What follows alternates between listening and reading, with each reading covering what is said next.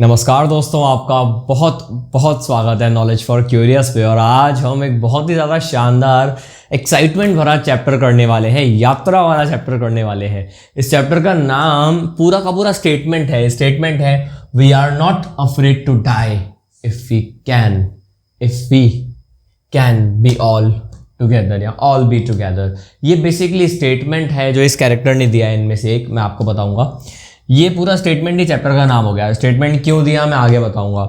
इसको लिखा है गॉर्डन कुक और एलन ईस्ट ने, दो लोगों ने लिखा है, मिलकर लिखा है। थोड़ा ज़्यादा क्रिएटिव है, टेक्निकल ज़रा है, इसलिए मैं पहले आपको पूरी टेक्निकल बातें भी बताऊंगा और कैरेक्टर्स भी बताऊंगा। कैरेक्टर्स की बात करें तो जो कहानी आपको सुनाएंगे से मेरा मतलब है जब आप कहानी को पढ़ते हो तो ये जो आई आता है ना, I my wife my son, वो जो आई है वो कौन है? वो रिफर करता है एक 37 साल के बिजनेसमैन को। नाम तो हमें बताया नहीं गया, ठीक है। तो जब मैं आपको कहानी सुनाते हुए बोलूँ मैं, मेरी वाइफ, तो मतलब मेरी वाइफ का मतलब होगा यहाँ पे इसकी वाइफ, मेरे बच्चे का मतलब होगा इनका बच्चा, मेरी शिप का मतलब होगा इनकी शिप, ठीक है। जब मैं आपको अभी कहानी सुनाऊंगा, मैरी ऑफकोर्स इनकी वाइफ, जोनाथन इनका 6 साल का लड़का और सुजेन इनकी 7 साल की लड़की। लैरी विजिल एक अमेरिकन है और हर्ब सीजर ये एक स्विस है, ठीक है। स्विस मतलब स्विट्ज़रलैंड से ताल्लुक़ रखते हैं, स्विट्ज़रलैंड से बिलोंग करते हैं। और ये दोनों क्रू हैं। क्रू मतलब शिप पे रहने वाले लोग, शिप पे ट्रैवल करने वाले लोग जिनको ये हायर करेंगे, ठीक है जी। ये 6 लोगों की जो कहानी है ये पूरी शिप पे बीतेगी, ठीक है। मतलब यू कैन से एक 1 एक्ट वाली है और इसलिए शिप के जो हिस्से होते हैं वो आपके लिए समझना काफ़ी ज़्यादा ज़रूरी हो जाता है क्योंकि वो आपको बड़े काम आएंगे। तो मैं आपको एक एक करके पूरा शिप समझा देता हूँ। अगर आपने हॉलीवुड की मूवीज़ देखी होंगी पायरेट्स ऑफ द कैरेबियन तो आप ज़रा बेहतर समझ पाओगे, या कोई और मूवी जहाँ पे आपने शिप देखा होगा तो आप बेहतर समझ पाओगे, छोटा भीम देखा होगा। तो देखो ये ऐसी एक शिप है, ठीक है जी। ये आजकल की जो मॉडर्न शिप्स होती हैं वो अलग है, ये मॉडर्न शिप नहीं है, ठीक है। आजकल जो मॉडर्न शिप होती है उसमें तो ये नहीं होता, ये वाला हिस्सा होता ही नहीं है, ये हिस्सा होता है और वो स्टीम से चलती है। यहाँ पे ऐसा नहीं है, ये हवा वाली शिप है, ठीक है। तो जो ये लकड़ी का हिस्सा है समझना, ये एक शिप है जिसकी हम बात करेंगे, करीब करीब 23 मीटर बड़ी है, 30 टन इसका यहाँ का वजन है, मैं आगे बताऊंगा आपको। ये जो हिस्सा है ना लकड़ी का बना हुआ, इसको बोलते हैं हुल नहीं हल, ठीक है। ये लकड़ी का हिस्सा पूरा। इसके नीचे पानी में ये जो है कटर होता है, इसको बोलते हैं नील। ये पानी को काटते हुए शिप को आगे बढ़ाता है, नील। ये है आगे का हिस्सा, यहाँ हल्की सी नुक होती है, इस नुकीले हिस्से को बोलते हैं बो, ठीक है। धनुष को भी बोलते हैं बो, इस नुकीले हिस्से को बोलते हैं बो। इस बो पे ये तो कवर हो गया, देखो ये तो छत वाला एरिया हो गया ना, आसपास का एरिया, ठीक है, बो वाला एरिया। लेकिन इससे हल्का सा नीचे फ्लोर होता है, फ्लोर यानी ज़मीन, जहाँ पे हम शिप में खड़े होते हैं, जहाँ पे व्हील होता है, आप घुमाते हो ऐसे और बोलते हो, अगर आपने देखी हो मूवी या कोई ऐसा चलाते हुए तो ऐसे चलाते हैं ना, व्हील चलाते हैं, कैप्टन जैक स्पैरो। तो वो जो जहाँ पे व्हील है, जहाँ पे खड़े हो सकते हैं, खाना खा सकते हैं, उसको बोलते हैं डेक।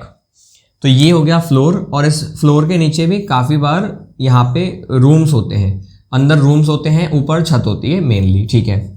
अब होता क्या है, ये जो शिप है इसके इधर एक हिस्सा होता है, इसको बोलते हैं रडर। ये जो व्हील है ना, बेसिकली व्हील क्या करता है, व्हील से आप कंट्रोल करते हो कि रडर किस साइड घूमेगा, ये नैल किस साइड घूमेगा। हवा तो चली रही है, आप जिस साइड शिप को मूव करना चाहते हो आप व्हील को घुमाते हो, ऐसे ऐसे करके घुमाते हुए, जैसे कार का स्टीयरिंग व्हील घुमाते हैं वैसे व्हील को घुमाते हो, उसके हिसाब से नैल और रडर घूमते हैं और आपकी शिप को दिशा मिलती है, ठीक है। तो इसको बोलते हैं रडर। और ये जो पीछे का पूरा हिस्सा है इसको बोलते हैं स्टर्न, ठीक है। ये मतलब पीछे का हिस्सा स्टर्न हो गया, आगे का हिस्सा बो हो गया, आप समझना, ये व्हील हो गया। अब अगर आपका चेहरा व्हील की तरफ है, मतलब मैं यहाँ खड़ा हूँ, मैं व्हील पकड़ा हुआ हूँ, अगर मेरा चेहरा व्हील की तरफ है तो मेरे राइट हैंड साइड में जो मेरी बोट का साइड है, ध्यान देना, मेरा चेहरा बोट की तरफ है, मेरे हाथ में व्हील है, तो मेरे राइट हैंड साइड में जो हिस्सा है उसको बोला जाता है स्टारबोर्ड। ये है ना, देखो ये स्टारबोर्ड बोलते हैं राइट वाले हिस्से को, लेफ्ट वाले को बोलते हैं पोर्ट साइड इसलिए क्योंकि जब शिप पोर्ट पे लगती है तो वो लेफ्ट से लगती है, ठीक है। चलाने वाले के लेफ्ट में होता है पोर्ट, राइट वाले को बोलते हैं स्टारबोर्ड, ठीक है जी। अब इसमें डीजल तो होगा नहीं, आजकल की शिप में क्या होता है, डीजल होता है, तो नीचे मोटर्स लगी हुई होती हैं, नैल होता है, वो मोटर पुश करती है। ये हवा वाली शिप है, तो हवा के हिसाब से शिप को चलाने के लिए, जैसे पतंग उड़ती है ना, तो अगर पतंग आप उड़ाते हो तो पतंग क्या होती है, पतंग उस हवा के दम पे चलती है, हवा चलेगी और पतंग को लेके उड़ जाएगी। तो उसी तरीके से एक है ना कपड़ा लगाया जाता है, बहुत बहुत मोटा, ये नहीं कि शर्ट का कपड़ा, बहुत मोटा कपड़ा होता है जो बहती हुई हवा को रोकता है और उस हवा की वजह से शिप बढ़ती है आगे। उस कपड़े को बोलते हैं सेल, और शिप में जाने को भी बोलते हैं सेल। तो ध्यान से समझिएगा टेक्निकलिटीज। इस कपड़े को बोलते हैं सेल। और एक लोहे का डंडा होता है, ऐसा एक डंडा होता है लोहे का, ठीक है, ये बहुत स्ट्रॉन्ग सा डंडा है। इस डंडे को बोलते हैं मैस्ट। मैस्ट या फिर मास्ट आप बोल सकते हो इस डंडे को, ठीक है। अब कभी कभी क्या होता है, बहुत ज़्यादा तेज़ हवा चलती है सामने से, बहुत ज़्यादा तेज़। तो जब बहुत ज़्यादा तेज़ हवा चलेगी ना, तो इस सेल को बचाने के लिए एक और थोड़ा सा ऐसा छोटा कपड़ा लगाया जाता है ऊपर से, स्ट्रॉन्ग सा। इसको बोलते हैं स्टॉर्म जिप, ये स्टॉर्म जिप, ठीक है। इसके अलावा यहाँ से बंधी हुई बहुत सारी अलग अलग तरह की रस्सियाँ, चेन्स वगैरह इधर उधर बंधी हुई रहती हैं, ठीक है। अगर आपने ड्राइंग पहले नहीं बनाई थी तो आप वीडियो को बैकवर्ड करके देख लीजिएगा। अलग अलग तरह से चेन बंधी हुई होती है, ठीक है जी। ये मैंने आपको पूरी एनाटॉमी बता दी कि ये हिस्से होते हैं शिप में, क्योंकि हमको पूरा चैप्टर पढ़ना शिप पे ही है। शिप की ही पूरी कहानी मैं आपको बताऊंगा, ठीक है जी। तो ये सब आपको काम आएगा। कैरेक्टर्स मैंने आपको बता दिए। अब हम शुरू करते हैं हमारी कहानी। तो इनकी जर्नी कहाँ से शुरू होती है, देखिए जर्नी शुरू होती है जुलाई का महीना 1976। मैं मतलब कौन, नैरेटर। तो हर बार मैं बोलूँगा, ये नहीं बोलूँगा नैरेटर, समझ जाना। मैं मतलब मैं नहीं, नैरेटर, ठीक है, जो भी है, नाम तो बताया ही नहीं गया। नैरेटर, उनकी फैमिली में कौन कौन है भाई, बीवी और 2 बच्चे, मैं बता चुका हूँ नाम इनका। हम लोग निकले थे वर्ल्ड टूर के लिए। वर्ल्ड टूर का मतलब ये नहीं है प्लेन वाला, वर्ल्ड टूर का मतलब है शिप में बैठ के हम निकलेंगे और पूरी दुनिया का गोल चक्कर लगा के उसी पॉइंट पे वापस आएंगे। जैसा 200 साल पहले, अब 200 साल 2021 से नहीं, 200 साल 1976 से गिनना, जब ये बता रहे हैं। तो 1976 में 200 साल पहले, यानी किसी ने 1776 में, एक फेमस कैप्टन थे जेम्स कुक, इन्होंने ही किया था, किसी ने नहीं, इन्होंने यही काम किया था। ये भी ऐसे ही कुछ निकले थे वेस्ट ऑफ अफ्रीका से, फिर नीचे केप टाउन से होते हुए, फिर ये पूरा इंडियन ओशन से होते हुए दुनिया को घूमते हुए एक ही जगह पे वापस। और इससे पहले बहुत लोगों ने ऐसा किया हुआ है और ये प्रूफ किया हुआ है कि दुनिया गोल है। इन्होंने कहा हम भी ऐसा करेंगे। तो ये ऐसा नहीं है कि मुंह उठा के कर लिया या पैसा मिल गया फिर कर लिया। ये इनका ज़िंदगी का सबसे बड़ा डिज़ायर था, ये मियाँ बीवी का। और ये 1-2 साल का नहीं, ये 16 साल का डिज़ायर है। 16 साल से इनकी प्लानिंग चल रही है। ये लोग पैसा भी शायद जमा कर रहे होंगे, पर जितना भी वक्त मिला ये लोग है ना यही सब करते, पता करते थे, शिप्स में जाते थे, अपने आप को तैयार करते थे। कुछ वर्ड्स आपको मिलेंगे चैप्टर में इसी से रिलेटेड कि भाई अपने आप को ट्रेन करते थे। इन्होंने बहुत सारा पैसा खर्च करके एक शिप तैयार करवाई। शिप के बारे में बताऊंगा आपको, 23 मीटर बड़ी शिप, इनको बोट बोलते हैं वैसे जो नैरेटर है, मैंने बोट बोला। तो 23 मीटर हमारी बड़ी सी शिप, और उसका वजन कितना था, 30 टन्स, ठीक है। 1 टन आई गेस 1000 किलो होता है, तो 30 × 1000 किलो, 30,000 किलो का लकड़ी का जो उसका था हल था। हल मैं आपको बता चुका हूँ क्या है, वो लकड़ी का जो एरिया है, 30,000 किलो का वो एरिया था लकड़ी का। और हमारा प्लान था 3 साल की हमारी जर्नी होगी, करीब करीब 1,05,000 किलोमीटर हम लोग ट्रैवल करने वाले। ये हमारी जर्नी थी, ठीक है। और जर्नी का जो पहला हिस्सा था वो था वेस्ट कोस्ट से लेके केप टाउन तक का। मैंने आपको बताया, अगर आपकी ज्योग्राफी वीक है तो कोई दिक्कत नहीं है। अभी आपको एक इमेज दिख रही होगी यहाँ पे, जहाँ पे वेस्ट कोस्ट ऑफ अफ्रीका आपको मिलेगा। उससे नीचे आप जाते हो केप टाउन पर, जो साउथ अफ्रीका की कैपिटल है। वहाँ से आप थोड़ा सा आगे जाते हो, ईस्ट की तरफ मुड़ते हो और आप पहुँच जाते हो इंडियन ओशन में। इंडियन ओशन से आगे आप ऑस्ट्रेलिया के ऊपर से होते हुए, पैसिफिक से होते हुए वापस आते हो अफ्रीका पे, ठीक है। तो ये आपको अभी जो इमेज दिख रही है, आपको इमेज दिख रही है वेस्ट कोस्ट से लेके केप टाउन। तो ये हमारी शुरुआत थी और बहुत अच्छी गई, बहुत अच्छी। मतलब हमें लोगों की ज़रूरत पड़ी नहीं। हम 4 बंदे थे, मैं, बीवी, 2 बच्चे, और हम लोग आराम से वेस्ट कोस्ट से केप टाउन पे खुशी खुशी आ गए। बड़ा सेफ जर्नी, बड़ा हम लोग खुश थे, मज़ा आ रहा था। अब बारी आई कि ईस्ट की तरफ मुड़ना है। अब देखो, जो वेस्ट कोस्ट से केप टाउन का सफ़र है वो आसान है, वो खतरनाक नहीं माना जाता। पर जब हम मुड़ते हैं ईस्ट की तरफ, तो भाई ईस्ट में आता है इंडियन ओशन, दी इंडियन ओशन, इस दुनिया के सबसे कठिन ओशंस में से एक। अकेले जाना बेवकूफ़ी होती। तो हमने क्या किया, हमने लैरी और हब को ले लिया। इनका पूरा नाम और इनकी कंट्री में आपको कैरेक्टर्स में बता चुका हूँ, नोट ज़रूर कीजिएगा। ठीक है, एक अमेरिकन है, एक स्विस है। तो इन दोनों को हमने लिया ईस्ट के लिए। तो ये क्रूमैन है, बेसिकली इनको पैसा दे के लिया जाता है कि आप हमारा साथ दोगे, हमें काम आओगे। बड़ा जोखिम भरा काम होता है, आगे समझ में आएगा आपको क्या जोखिम होता है, ठीक है। तो जो सदर्न इंडियन ओशियन है, एन आएगा यहाँ पे, सदर्न इंडियन ओशियन इस दुनिया का सबसे जो कठिन ओशियंस में से माना जाता है। उसमें हम लोग 4 लोग तो थे ही, मैं अभी भी 2 बच्चे, इन 2 क्रूमैन को लेके हम सफ़र पे चल पड़े। अब देखते हैं सफ़र में क्या हुआ। अब सफ़र का ये सिलसिला चलता रहा, कहाँ तक देखना। जैसे ही ये लोग केप टाउन से निकले, 6 लोग, मैं मतलब ये लोग नहीं, मैं लोग, ठीक है, हम लोग निकले, मैं, मैरी, 2 बच्चे, लैरी और जो एक और हमारा साथी था। हम लोग जब निकले तो अगले ही दिन केप टाउन के बाद हमने स्ट्रॉन्ग विंड्स का सामना किया। गेल्स मतलब बड़ी तेज हवाएं चलने लगी, पर मुझे उनकी चिंता नहीं थी, तेज हवा क्या कर लेगी हमारा। मुझे चिंता थी लहरों की यार, 15 मीटर ऊंची लहरें, मतलब 15 मीटर समझो ना, 23 मीटर तो जहाज ऐसे में बढ़ा था, समझना, ऐसे में थोड़ा ना बढ़ा था कि ज़मीन से कितना हो, पानी से कितना हो। तो ऑलमोस्ट जितना हमारा जहाज है उतनी तो लहरें थी। बड़ी टेंशन हो रही थी मुझे, क्या करूं समझ में नहीं आ रहा था। हम इस तरीके से चलते गए, सामना करते गए, कई हफ्ते बीत गए और महीने बीतते गए और आखिर आया क्रिसमस।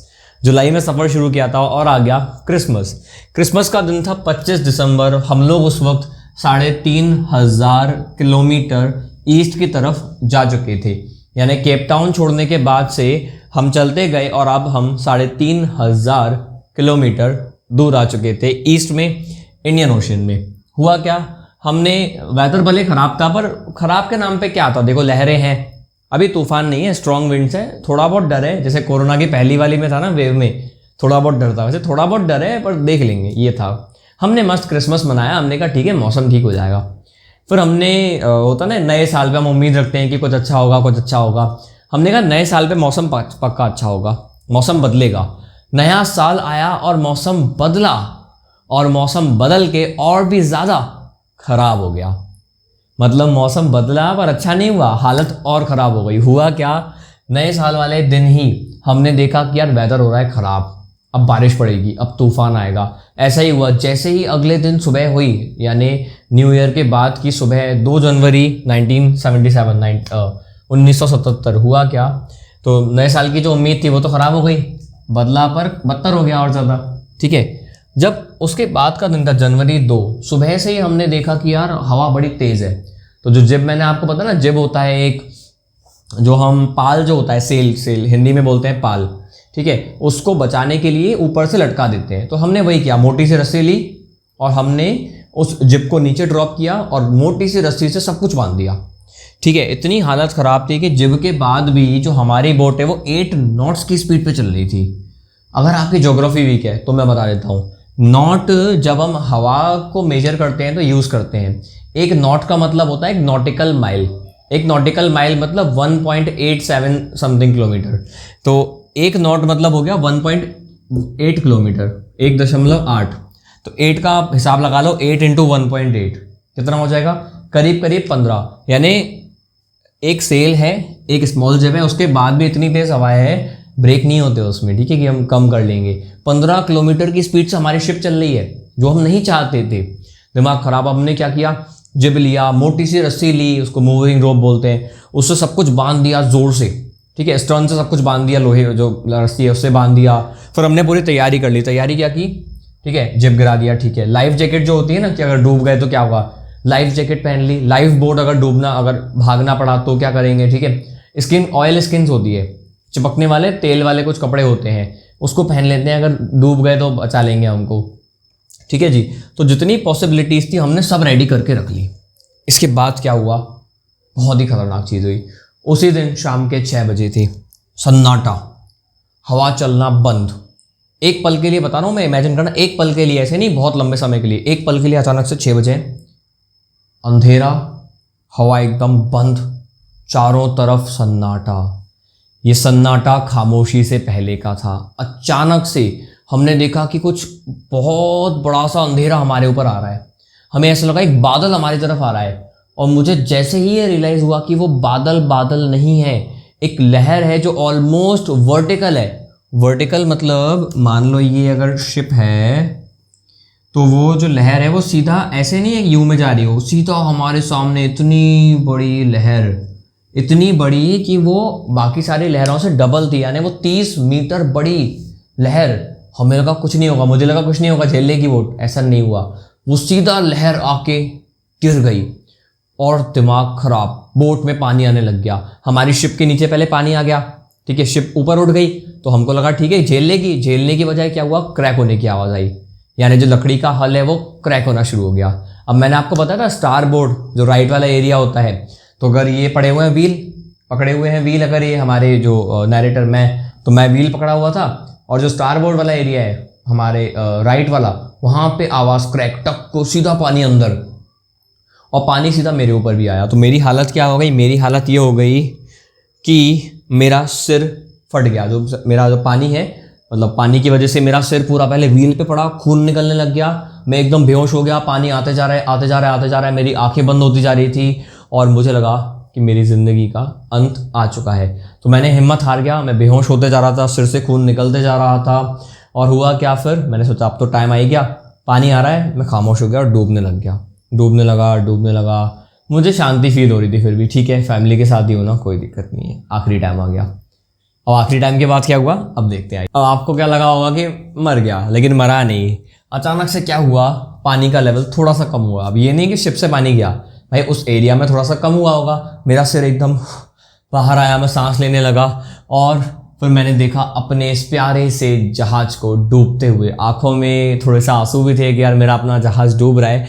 जैसे तैसे मैं देख रहा था, जो मास्ट, मैंने आपको बताया ना, मैस्ट या मास्ट जो पोल है सब तबाह हो चुके थे, मैस्ट जो पूरा गिर चुका था, ठीक है जी, और मेरी शिप पूरी डूब रही थी। मैंने जैसे तैसे मैं उठा, जो आसपास रेल्स मतलब हो गया, जो किनारे हैं, रस्सियाँ हैं, जो भी चीज़ है, उसका सहारा लेते लेते लेते मैं बूम तक पहुंचा। बूम आप कह सकते हो जहाँ पे मैस्ट होता है ना, उसी के थोड़ा सा पीछे जो स्टर्न है, स्टर्न मतलब जो शिप को दिशा देगा, वहाँ तक पहुँच के मैंने थोड़ा छिड़कानी करना शुरू किया कि भाई किसी तरह मैं डायरेक्शन दे पाऊँ। उसी वक्त अचानक से लहरें आई और मैं एक जैसे खिलौने की गुड़िया होती है उस तरीके से मैं सीधा गिरा। और गिरने से क्या हुआ, जो रिब्स होती है, रिब आपको पता होंगी, हमारी जो लंग्स होती है उसके बाहर हड्डियाँ होती है, रिब्स, मेरी रिब जो लेफ्ट में मेरे को चोट लगी।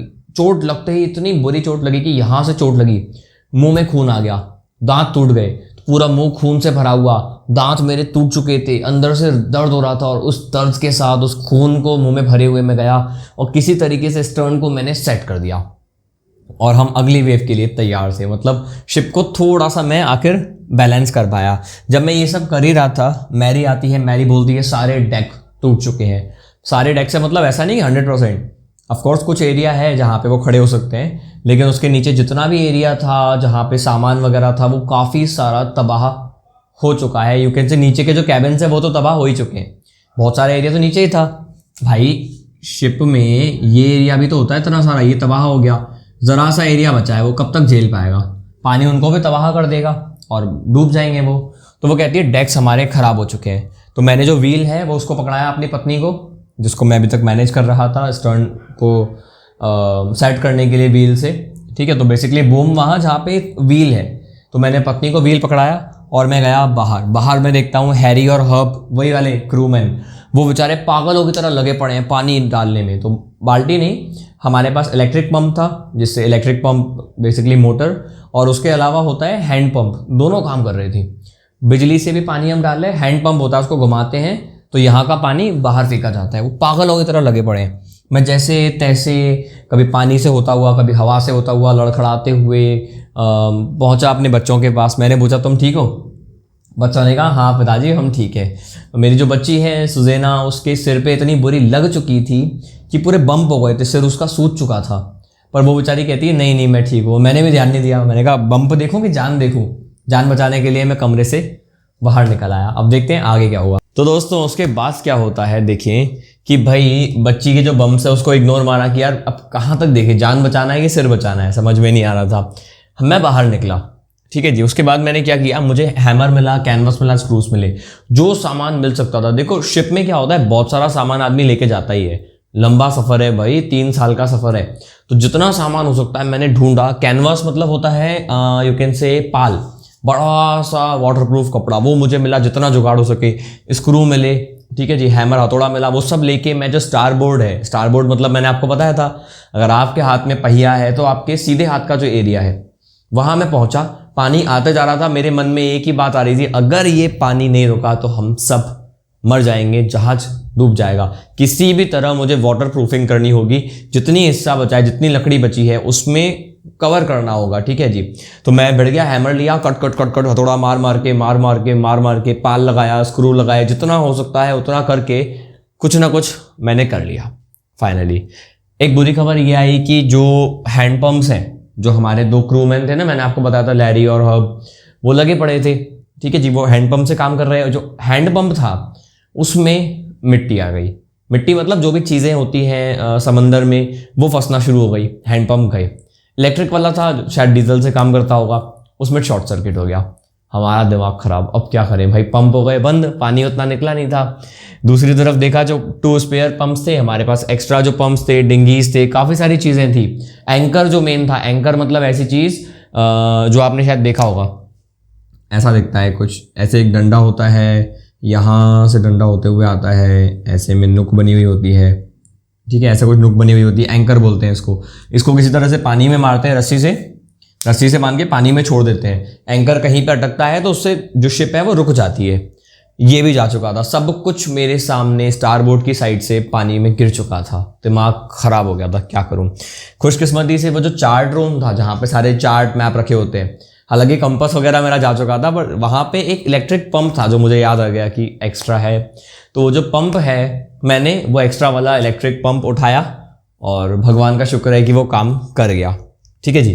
पूरी रात भर बहुत ही ठंड रही, ठंड मतलब क्या, गीले हो ही चुके हैं, ठीक है भाई, आसपास का वातावरण ऐसा है ही, तूफान आ चुका है, शिप में पानी भरा हुआ है, और पूरी रात हम क्या करते रहे, बस पानी निकालो पानी निकालो पानी निकालो। रेडियो पे मेडे कॉल्स करते रहे, ठीक है जी। मेडे कॉल्स मतलब होता है रेडियो पे कॉल करके बताना कि हम मुसीबत में हैं, पर हम नेटवर्क क्षेत्र से बाहर आ रहे थे, इतनी बुरी स्थिति में थे कि रेडियो का नेटवर्क मिल नहीं रहा था, कोई रिप्लाई नहीं आ रहा। पूरी रात हमारी ऐसे ही बीत गई, रेडियो पे कोशिश करते रहे कि हम फंस चुके हैं, पंप से पानी निकालते रहे।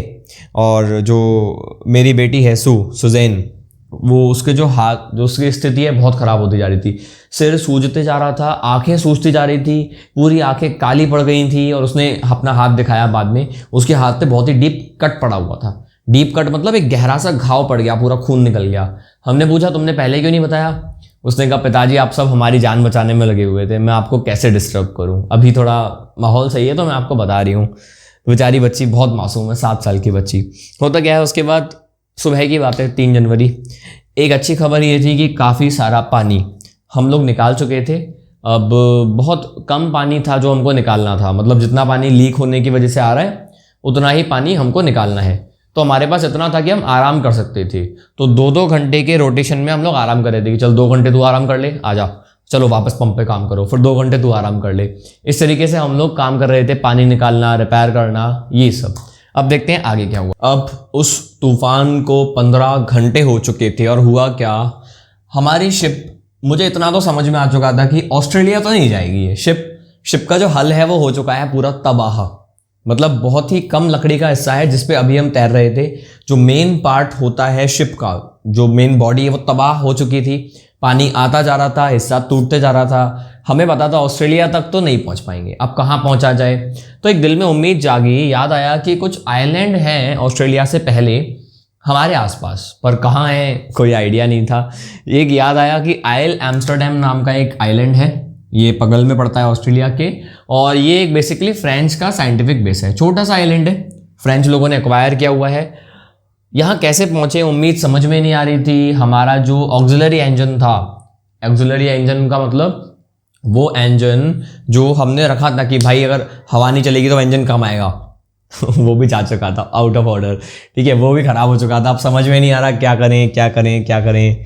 आ गई ऐसे ही इंतज़ार करते हुए 4 जनवरी, पंप करते रहे, 36 घंटे हो चुके हैं, ठीक है, 4 जनवरी 36 घंटे बीत चुके हैं जब से लहर टकराई थी और टूटा था जहाज। तब से अब पानी सिर्फ कुछ सेंटीमीटर्स बचा है, कुछ सेंटीमीटर्स आप कह सकते हो बचा है पानी, और अब पानी उतना ही बचा है जितना लीक हो रहा है। तो वाटर प्रूफिंग कर दी, ध्यान रखना, वाटर प्रूफिंग कर दी, ठीक है, कुछ स्टोर से पानी आ रहा है, जितना पानी आ रहा है उतने पानी को बाहर भेज पाए इतना हमको काम करना है। तो पानी की चिंता उतनी नहीं है, पंप काम कर रहे हैं, एक आध बंदे से भी हो जाएगा। ठीक है, अब हमने क्या किया, जो मेन सेल था उसका हम इस्तेमाल कर नहीं सकते थे। क्यों? क्योंकि अब हालत ऐसी थी कि अगर हमने मान लो वो डंडा सही किया, जो मास्ट बोलते हैं जिसको, उस पर हमने मेन सेल बांधा, तो हवा का जो प्रेशर है, हवा उतनी कम तो ही नहीं है, हवा का जो प्रेशर है उससे बोट का जो हिस्सा है वो टूट जाएगा। वो करना नहीं था, स्टर्न टूट जाएगा तो और बोट टूट जाएगी। इसलिए जो स्टॉर्म जिप था, छोटा वाला जो पाल होता है जो बचाता है मेन सैल को, उसका हमने इस्तेमाल किया। तो स्टॉर्म जिप का हमने इस्तेमाल किया मेन सैल की जगह, ताकि जो प्रेशर है वो स्टर्न पे ना पड़े, आगे वाले हिस्से पे फिर भी पड़े, पीछे ना पड़े, टूट जाएगा और वाट लग जाएगी। अब 4 जनवरी जब मैं आपको बता रहा हूँ ये कहानी, उस दिन मेरी पत्नी मैरी को कुछ कॉर्न बीफ और क्रैकर्स मिले। भाई खाना वाना जहाँ रखा तो सब तो तबाह हो ही चुका है। जैसे जैसे उसने देखा कहाँ क्या खाना मिला है, क्योंकि 3 साल का सामान बहुत बड़ी बात होती है। तो कॉर्न बीफ एक तरह का बीफ है, हम लोग इंडिया में तो वैसे ही खाते नहीं है, नॉन वेजिटेरियन भी बहुत कम लोग हैं, आप में से ज़्यादातर वेजिटेरियन होंगे।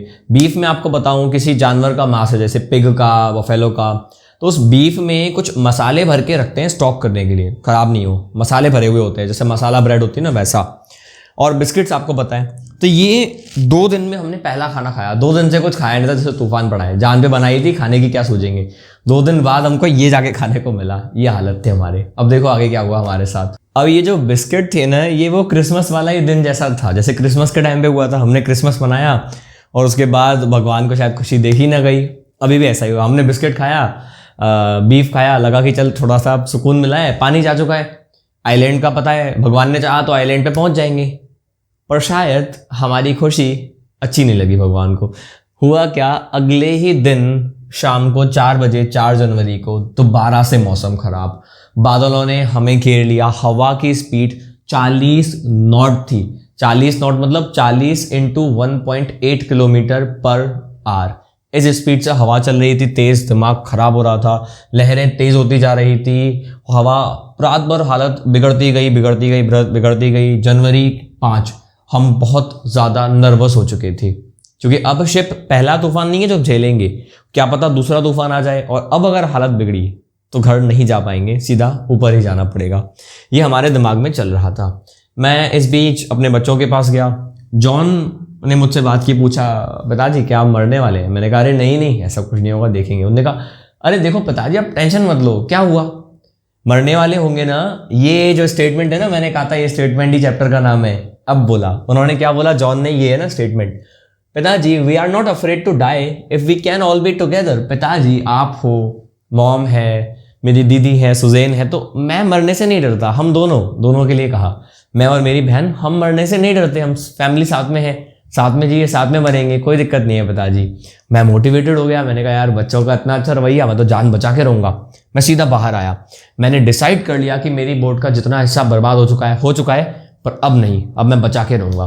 कैसे बचाऊँगा समझना, एक हिस्सा टूट गया, अब अगर किसी तरीके से ये हिस्सा हल्का सा निचला हो जाए, ऐसे में हो जाए, चांसेस बच जाते हैं। ठीक है, स्टारबोर्ड ये टूटा है, अगर बराबर रहेंगे पानी अंदर आता जाएगा। किसी तरीके से अगर एक एंकर हो, कोई भारी सी चीज़ हो जो इस तरफ झुकाए रखे बोट को, तो अपना काम क्या होगा, थोड़ा सा आसान हो जाएगा। थोड़ा सा, ये नहीं कि पूरी पलटा दो, थोड़ा सा आसान रहेगा। तो मैंने क्या किया, जो नायलॉन रोप थी बहुत स्ट्रॉन्ग वाली, वो ली, और हमारे पास कुछ पैराफिन था। पैराफिन मतलब होता है मोम जैसी चीज़, जिसको जलाने के काम आता। पर यहाँ जान बचाएंगे कि ये सब संभालते फिरेंगे। तो 22 लीटर का सामान था, 22 लीटर मैंने स्ट्रांगली बांधा और सीधा स्टारबोर्ड वाली साइड फेंक दिया, ताकि बोट थोड़ी सी इस तरफ झुक जाए, थोड़ी सी भले, उससे पानी आने के चांसेस कम हो जाते हैं। तो ये हमने कर लिया। उसके बाद उस शाम को जब तूफान चल रहा था, मुझे लग रहा था अब तो जान जाने वाली है। मैं और मैरी यानी मेरी पत्नी, हम लोग हाथ में हाथ लेके बैठे हुए थे और यही फील कर रहे थे कि ठीक है भाई, साथ में जिए, साथ में मरने वाले हैं, क्योंकि कोई गारंटी नहीं है। ठीक है, लेकिन उम्मीद तो थी, काम तो करना ही था। तो मैंने काम किया। अगले दिन शुक्र है हवा थोड़ी सी कम हुई, तूफान खत्म हुआ, शिप थोड़ी बहुत तो थी, जो भी थी शिप तो कहना गलत ही हो गया था, बचा क्या था। ठीक है, अंदर से सब कुछ खत्म था।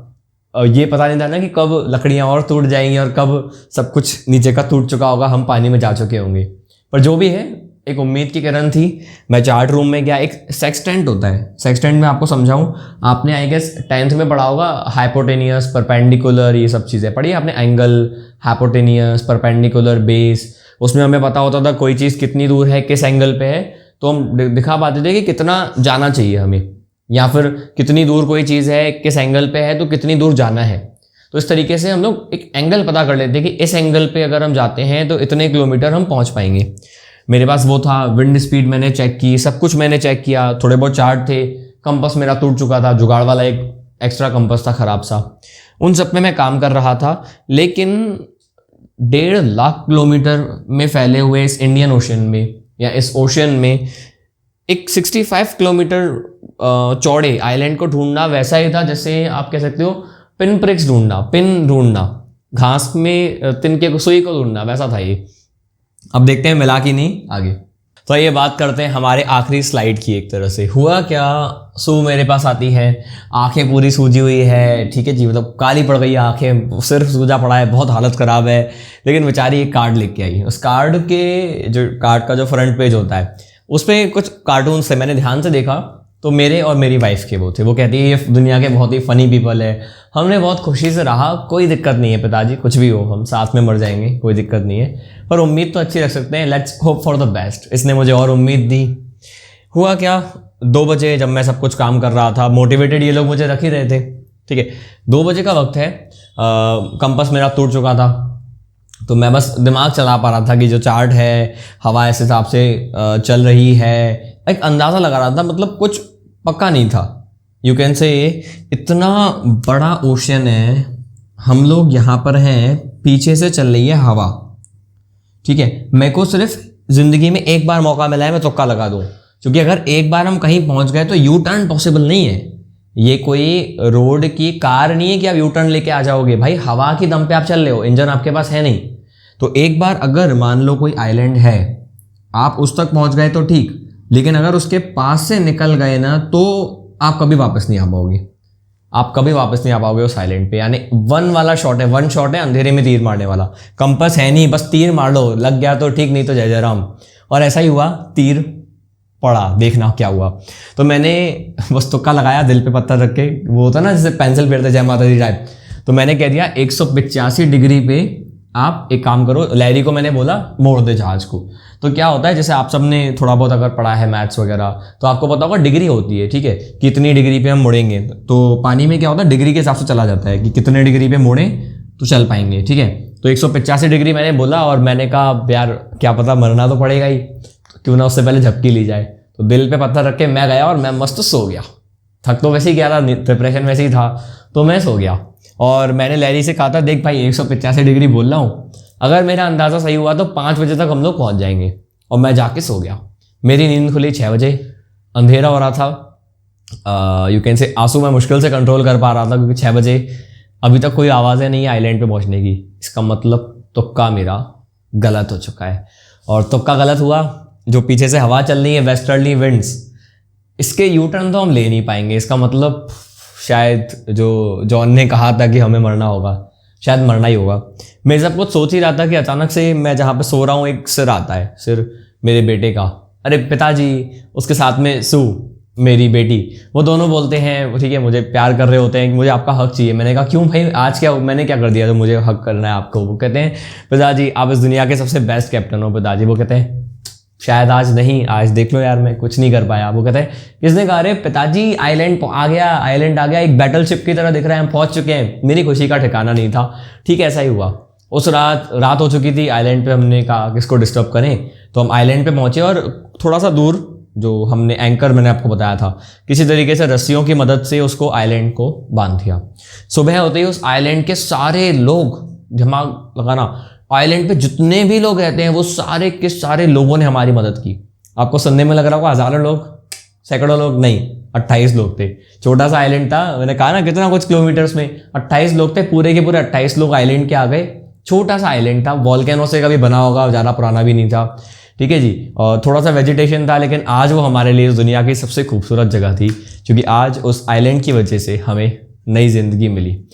फाइनली उन लोगों ने मदद की, हम लोग पहुँचे और मेरे दिमाग में ये सब चल रहा था, कितने अच्छे लोग हैं ना, लैरी और वो हर्ब जो हमारी मदद कर रहे थे, मेरी पत्नी जो मेरी मदद कर रही थी, वो बच्चे जो कितना अच्छा मुझे मोटिवेट कर रहे थे, सू जिसका सिर सूज चुका था, उसने फिर भी कहा कि मैं आपको टेंशन नहीं देना चाहती, जॉन ने कहा कि हम साथ में हैं तो मरने को तैयार है। बाद में सू के ऑपरेशन हुआ, उसको 6 छोटे छोटे ऑपरेशंस हुए, तब जाके उसका शरीर ठीक हो पाया। और इस तरीके से ये जो हमारा वर्ल्ड टूर है वो जारी रहा या नहीं रहा ये तो लिखा नहीं है, बट हाँ ये एक बहुत अच्छी जर्नी हमने देखी और मैंने ज़िंदगी में बहुत कुछ सीखा। तो आई होप आपने भी ये चैप्टर अच्छे से सीखा। अगर आपको ये चैप्टर पसंद आया हो तो ज़रूर इसे लाइक करें, शेयर करें अपने क्लासमेट्स के साथ, जूनियर्स के साथ, सीनियर्स के साथ, इसीलिए क्योंकि हमारे चैनल पे 9th 10th 11th 12th सबके वीडियोस आती हैं इंग्लिश की।